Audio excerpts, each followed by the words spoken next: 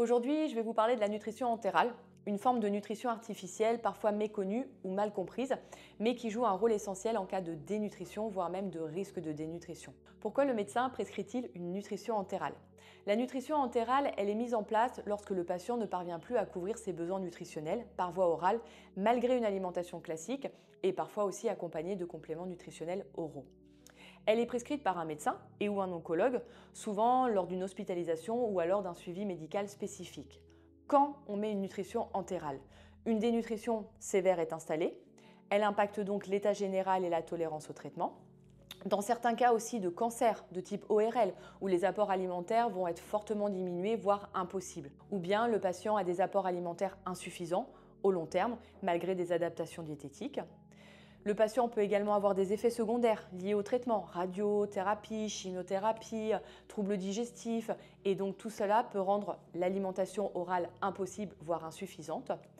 Ou alors le tube digestif fonctionne encore normalement, mais l'acte de manger devient très compliqué pour le patient. L'objectif de la nutrition entérale est de fournir à l'organisme les nutriments essentiels pour maintenir un bon état de santé, améliorer la tolérance au traitement et aussi favoriser la récupération du patient. Comment fonctionne cette nutrition entérale? Contrairement à la nutrition parentérale, qui elle va passer directement par la voie veineuse, en fait, la nutrition entérale, elle utilise le tube digestif du patient, ce qui est plus naturel et forcément aussi mieux toléré par l'organisme. Elle repose en fait sur l'administration d'un mélange nutritif complet, adapté au patient et qui va passer directement en fait dans l'estomac ou alors l'intestin grêle du patient. Il y a différentes sondes. On a ce qu'on appelle la sonde nasogastrique qui, elle, va être introduite par le nez et qui va descendre jusque dans l'estomac ou au niveau de l'intestin grêle, donc qui va faire passer l'élément nutritif par cette sonde. Et en fait, elle est souvent utilisée pour une nutrition qui va être temporaire, donc souvent inférieure à un mois. L'autre méthode aussi de sonde, c'est ce qu'on appelle cette fois-ci la gastrostomie ou la jéjunostomie. Là, en fait, c'est plus si la nutrition doit être poursuivie sur plusieurs semaines, voire plusieurs mois. En fait, c'est une sonde qui va être placée directement dans l'abdomen du patient. Donc, soit ce qu'on va appeler une gastrostomie si la sonde est placée au niveau de l'estomac, ou une jéjunostomie si la sonde est placée au niveau de l'intestin. Cette option, elle réduit forcément l'inconfort lié à la sonde nasale, puisque là, cette fois-ci, on va vraiment avoir la sonde au niveau de l'abdomen. Et forcément, elle facilite aussi l'alimentation à domicile. Peut-on toujours s'alimenter en complément de la nutrition entérale? Oui, dans la majorité des cas, la nutrition entérale n'empêche pas de manger par voie orale, tant que ça reste forcément possible et bien toléré par le patient. L'alimentation orale, elle est souvent encouragée en complément, même si elle est réduite, elle permet quand même de maintenir le plaisir de manger et de stimuler la mastication, la déglutition et les fonctions digestives.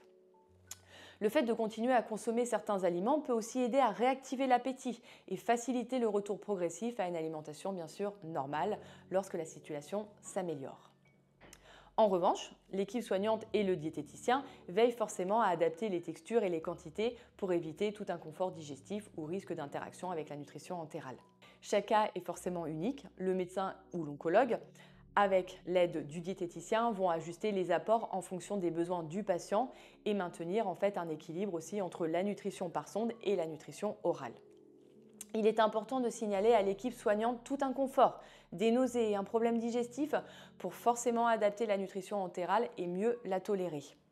C'est un choix qui vous appartient. La mise en place d'une nutrition entérale, elle peut être source d'inquiétude, notamment en raison de la présence d'une sonde, mais il est important de savoir que cette décision est toujours prise en concertation avec l'équipe médicale et adaptée à chaque situation.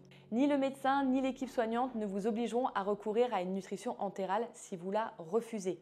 Leur rôle est vraiment de vous informer, de répondre à vos questions et de vous accompagner dans cette démarche en vous expliquant les bénéfices et en respectant votre choix. Donc si vous avez des interrogations ou des inquiétudes, n'hésitez pas à en parler à votre équipe soignante. En résumé, la nutrition entérale, elle est prescrite vraiment quand souvent les apports nutritionnels du patient sont insuffisants, qu'il y a une dénutrition installée ou un fort risque de dénutrition. Elle permet de maintenir un bon état nutritionnel du patient tout en respectant le fonctionnement naturel du système digestif. Elle favorise un gain de poids et une meilleure tolérance au traitement, tout en réduisant les risques de complications. Dans la plupart des cas, elle n'empêche pas de continuer à manger par voie orale si cela est possible. Des ajustements et des conseils permettent d'améliorer la tolérance et le confort digestif. Donc, n'ayez plus peur de la nutrition entérale et surtout, prenez soin de vous et à bientôt.